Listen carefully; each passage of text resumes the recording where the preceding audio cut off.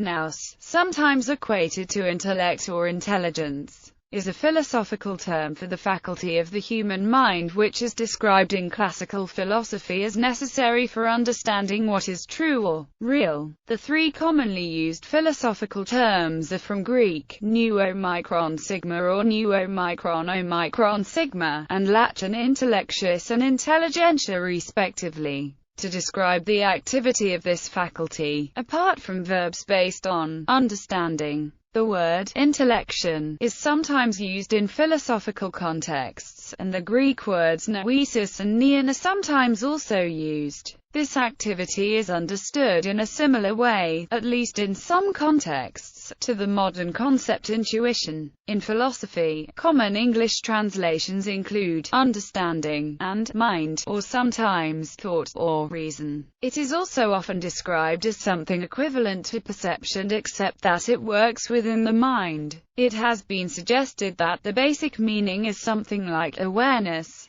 In colloquial British English, nous also denotes good sense, which is close to one everyday meaning it had in ancient Greece. In Aristotle's influential works, the term was carefully distinguished from sense perception, imagination and reason. Although these terms are closely interrelated, the term was apparently already singled out by earlier philosophers such as Parmenides, whose works are largely lost. In post-Aristotelian discussions, the exact boundaries between perception, understanding of perception, and reasoning have not always agreed with the definitions of Aristotle, even though his terminology remains influential. In the Aristotelian scheme, nous is the basic understanding or awareness which allows human beings to think rationally. For Aristotle, this was distinct from the processing of sensory perception, including the use of imagination and memory, which other animals can do.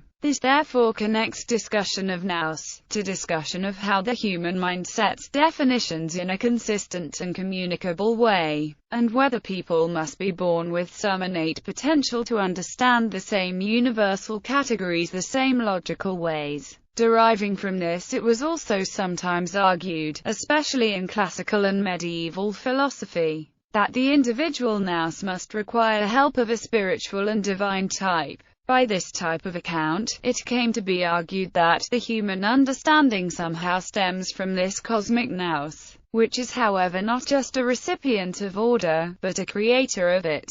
Such explanations were influential in the development of medieval accounts of God, the immortality of the soul, and even the motions of the stars. In Europe, North Africa and the Middle East, amongst both eclectic philosophers and authors representing all the major faiths of their times, pre-Socratic usage. In early Greek uses, Homer used nous to signify mental activities of both mortals and immortals. For example, what they really have on their mind as opposed to what they say aloud. It was one of several words related to thought, thinking, and perceiving with the mind. Amongst pre-Socratic philosophers it became increasingly distinguished as a source of knowledge and reasoning and opposed to mere sense perception, or thinking influenced by the body such as emotion. For example, Heraclitus complained that much learning does not teach nous. Among some Greek authors, a faculty of intelligence, a higher mind, came to be considered to be a property of the cosmos as a whole. The work of Parmenides of Elis set the scene for Greek philosophy to come, and the concept of nous was central to his radical proposals. He claimed that reality as the senses perceive it is not a world of truth at all, because sense perception is so unreliable, and what is perceived is so uncertain and changeable. Instead, he argued for a dualism wherein nous and related words describe a form of perception which is not physical, but intellectual only,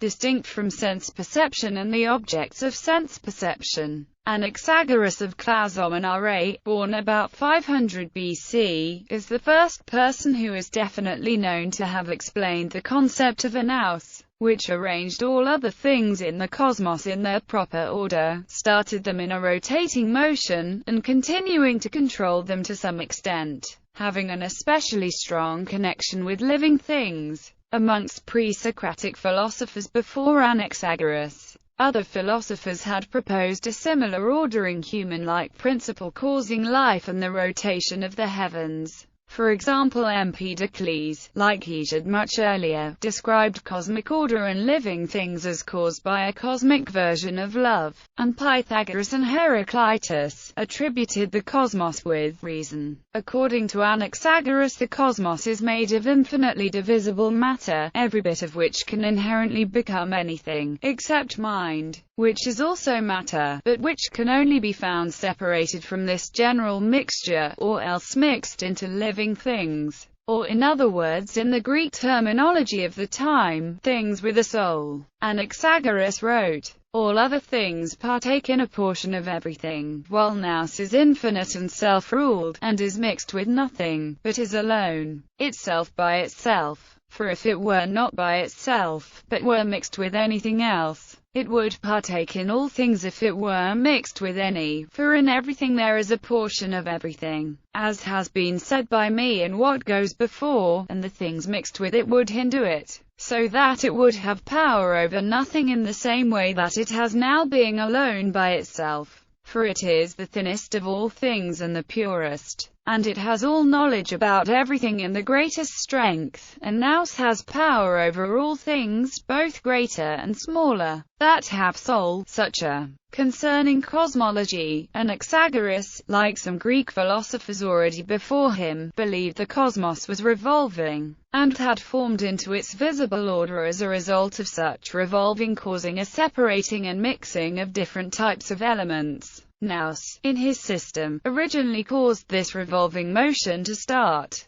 but it does not necessarily continue to play a role once the mechanical motion has started. His description was in other words corporeal or mechanical, with the moon made of earth, the sun and stars made of red-hot metal, and Nous itself being a physical fine type of matter which also gathered and concentrated with the development of the cosmos. This Nous is not incorporeal, it is the thinnest of all things. The distinction between Nous and other things nevertheless causes his scheme to sometimes be described as a peculiar kind of dualism. Anaxagoras' concept of Nous was distinct from later Platonic and Neoplatonic cosmologies in many ways, which were also influenced by Eleatic, Pythagorean and other pre-Socratic ideas, as well as the Socratics themselves. In ancient Indian philosophy also, a higher mind came to be considered to be a property of the cosmos as a whole.